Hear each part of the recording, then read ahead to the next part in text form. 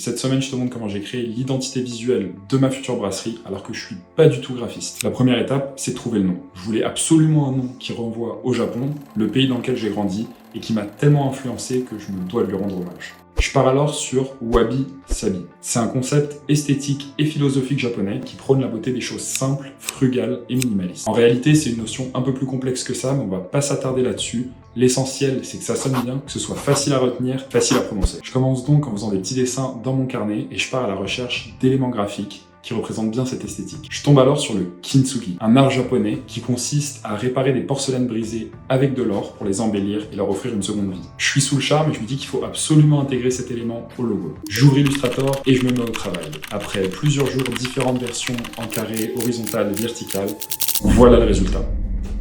Et attends, c'est pas terminé. Faut bien que je rentabilise cet abonnement Adobe qui me coûte un rein tous les mois, donc ça part sur une petite animation After Effects. Franchement, ça sert à rien, mais on va pas se mentir, c'est bien stylé. Tant qu'on y est, je commence aussi à imaginer le design des futures étiquettes. L'idée ici, c'est de mettre en avant un artiste différent sur chacune d'entre elles, tout en gardant un template sobre, élégant et facilement reconnaissable. J'en profite pour faire un petit mock-up sur Photoshop, histoire de voir ce que ça donnera une fois sur la canette. Bon, comme je te l'ai dit, je suis clairement pas graphiste, j'ai fait de mon mieux, mais sachez que c'est pas forcément une version définitive. Si t'es arrivé jusque là, abonne-toi et je te dis à la semaine prochaine.